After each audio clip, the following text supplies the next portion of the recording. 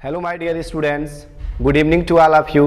Welcome back to standard English classes. Standard English classes में आप सभी डियर स्टूडेंटों का स्वागत है। जैसे कि आप सभी लोग जानते हैं कि मैं कल आप लोगों को रिफ्लेक्सिव प्रोनाउन के डिफिनीशन और कुछ उसके एग्जाम्पल को समझाया था और साथ में मैं ये भी डिस्कस किया था कि इम्पैटिक जो प्रोनाउन होते हैं उनके बारे में मैं आप लोगों को अगले क्लास में पढ़ाऊँगा।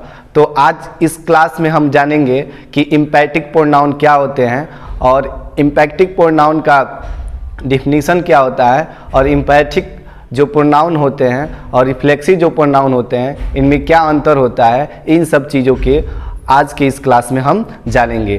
तो आइए हम जानते हैं कि इम्पैक्टिव प्रोनाउन की डिफिनीशन क्या होता है। माय डियर स्टूडेंट्स, यदि आप मेरे चैनल पे नए हैं तो प्लीज़ मेरे चैनल को लाइक करें, सब्सक्राइब करें और ज़्यादा से ज़्यादा शेयर करें। आइए हम देखते हैं आज का टॉपिक इम्पैक्टिक प्रोनाउन को। पार्ट 6 इम्पैटिक प्रोनाउन को कहा जाता है हिंदी में दबाव सूचक सर्वनाम। Emphatic pronoun are used to put more emphasis और over the subject. Emphatic pronoun are used to put more emphasis over the subject. मतलब इम्पैक्टिक प्रोनाउन का प्रयोग सब्जेक्ट पर जोर देने के लिए, सब्जेक्ट पर दबाव देने के लिए, सब्जेक्ट पर फोकस करने के लिए किया जाता है। जैसे example, for example, he himself Sami, he himself Sami. जैसे उसने मुझे खुद देखा, उसने मुझे खुद देखा। तो आप यहाँ देख रहे हैं कि यहाँ पे खुद शब्द या हिमसेल्फ शब्द जो कि सब्जेक्ट के बाद यूज हुआ है उसका यूज हो रहा है, जिससे जो हिमसेल्फ क्या कर रहा है, सब्जेक्ट को फोकस कर रहा है, सब्जेक्ट पर जोर दे रहा है। इसीलिए हम यहाँ पे इसको कहेंगे इम्पैटिक प्रोनाउन है। आइए देख लेते हैं कुछ और डिफिनीशन को। और अथवा myself, yourself, himself, herself, itself, ourself, themself, yourselves. इस तरह के जितने भी वर्ड आपको दिख रहे हैं ये मैं कल आप लोगों को रिफ्लेक्सिव प्रोनाउन में भी बताया था। जी स्टूडेंट, मैं आप लोगों को कल रिफ्लेक्सिव प्रोनाउन में भी बताया था। रिफ्लेक्सिव प्रोनाउन और इम्पैक्टिव प्रोनाउन के जो ये वर्ड आते हैं सेम एक जैसे दिखते हैं, एक जैसे लगते हैं, बट कब ये इम्पैक्टिव प्रोनाउन हो जाते हैं और कब रिफ्लेक्सिव प्रोनाउन होते हैं, इन सभी चीज़ों को आज के इस क्लास में आपसे चर्चा करूंगा। तो देखिए, myself, yourself, himself, herself, itself, ourselves, theirselves, yourselves का प्रयोग जब सब्जेक्ट को एम्फेसिस यानी दबाव या जोर देने के लिए किया जाता है तो उसे इम्पैटिक प्रोनाउंस कहते हैं। कब कहते हैं? तो जब माई सेल्फ या herself, itself, yourselves, themself, etc का प्रयोग जब सब्जेक्ट को एम्फेसिस करने के लिए, सब्जेक्ट पे जोर देने के लिए, सब्जेक्ट पे फोकस करने के लिए किया जाता है तब उसे हम क्या कहते हैं? तब उसे हम इम्पैटिक प्रोनाउन कहते हैं। For example, Ram himself wrote a letter. Ram himself wrote a letter. Ram स्वयं खुद रोट लिखा और लेटर एक पत्र। तो राम खुद एक पत्र लिखा। इसमें क्या किया जा रहा है? तो राम पर फोकस किया जा रहा है, राम पर जोर दिया जा रहा है कि राम ने खुद क्या किया? एक पत्र लिखा। तो यहाँ पे देख रहे हैं कि राम के बाद जो वर्ड आया हुआ है वही क्या होगा? तो इम्पैक्टिव प्रोनाउन होगा। आइए और आगे हम देखते हैं अगले एग्जाम्पल को। See herself is guilty. See herself is guilty. वह खुद दोषी है। वो हमें क्या दोष देगी? वह खुद दोषी है। ऐसे लोग बोलते हैं कि वह हमें क्या दोष देगी? वह खुद दोषी है। तो आप देख रहे हैं सी के बाद हर सेल्फ का यूज हुआ है और जो हर सेल्फ है ये खुद के अर्थ में होता है। तो इस तरह के वर्ड को हम क्या कहते हैं? तो इम्पैक्टिव प्रोनाउन कहते हैं।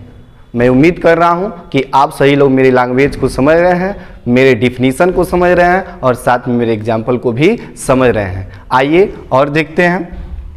नोट इम्पोर्टेंट है, ये जो नोट यहाँ लिखा गया है ये इम्पोर्टेंट है, इसे ही आप जानकर समझ सकते हैं कि कब रिफ्लेक्सिव प्रोनाउन होता है और कब इम्पैक्टिक प्रोनाउन होता है। ये नोट ये है, इम्पैक्टिक प्रोनाउंस का प्रयोग सामान्यतः सब्जेक्ट के बाद किया जाता है।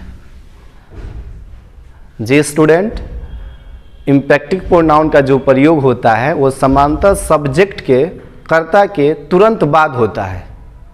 अगर जिस सेंटेंस में सब्जेक्ट के बाद, सब्जेक्ट के तुरंत बाद myself, herself, theirself, ourselves, इस तरह के जो वर्ड लगे हुए हैं तो आप थोड़ा भी नहीं सोचेंगे, तुरंत कहेंगे इम्पैक्टिव प्रोनाउन है। जैसे आप देख रहे हैं यहाँ जितने भी सेंटेंस लिखे गए हैं, जैसे राम हिमसेल्फ, तो सब्जेक्ट है राम, राम क्या है? सब्जेक्ट है, और सब्जेक्ट के तुरंत बाद क्या लगा हुआ है? हिमसेल्फ लगा हुआ है। जैसे सी क्या है?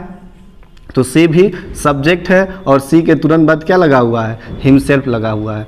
तो आप देख रहे हैं कि राम एक नाम है तो नाउन है, ये प्रोनाउन है। तो नाउन या प्रोनाउन के बाद जो वर्ड आते हैं हिमसेल्फ या हर सेल्फ या माई सेल्फ, उनको ही हम क्या कहते हैं? तो इम्पैक्टिव प्रोनाउन कहते हैं।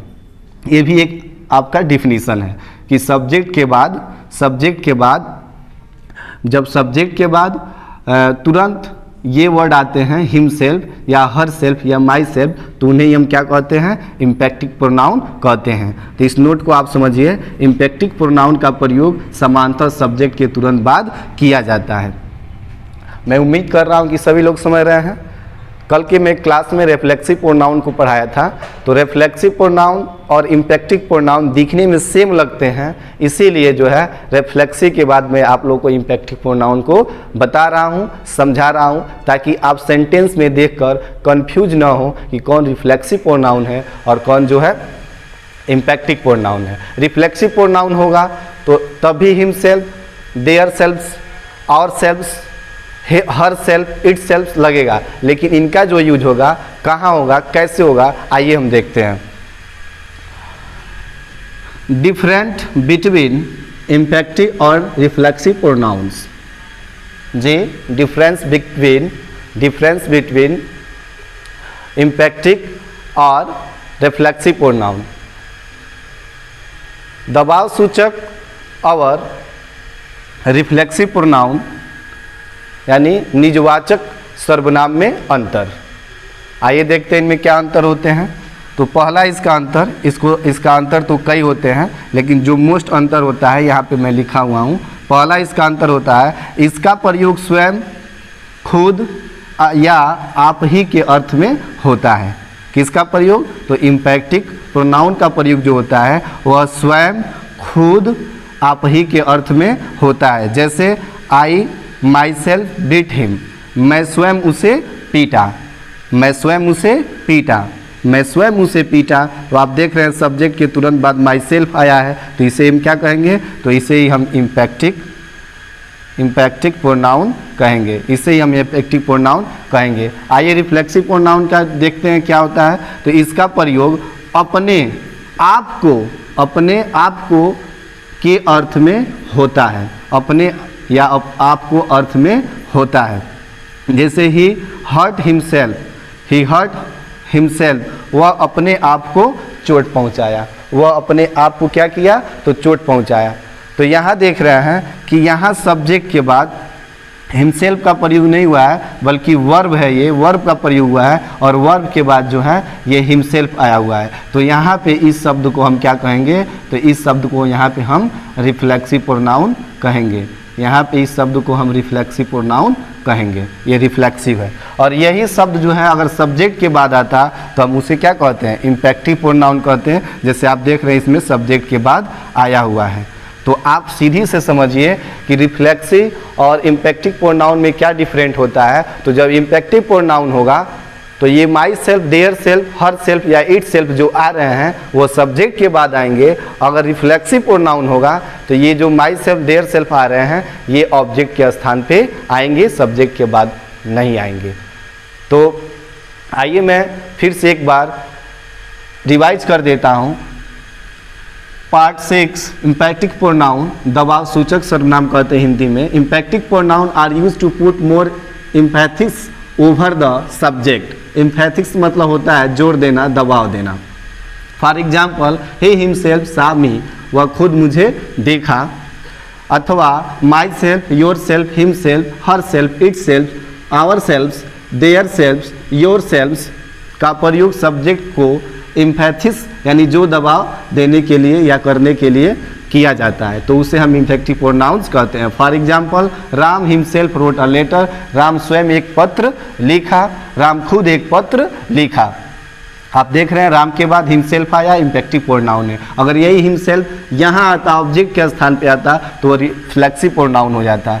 दूसरा example, she herself is guilty, वह खुद दोषी है, तो इसमें भी देख रहे हैं हर सेल्फ सब्जेक्ट के बाद आया है। तो मैं बार बार यही इंगित कर रहा हूँ कि जब सब्जेक्ट के बाद her self, him self, my self आएगा तो उसे इम्पैक्टिव प्रोनाउन करेंगे, और जब her self, my self object के स्थान पे आएगा तो उसे रिफ्लेक्सिव प्रोनाउन कहेंगे। नोट देखिए, इम्पैक्टिव प्रोनाउंस क्या होते हैं? तो इम्पैक्टिव प्रोनाउंस ऐसे प्रोनाउंस होते हैं वह समांतर सब्जेक्ट के तुरंत बाद प्रयोग किए जाते हैं।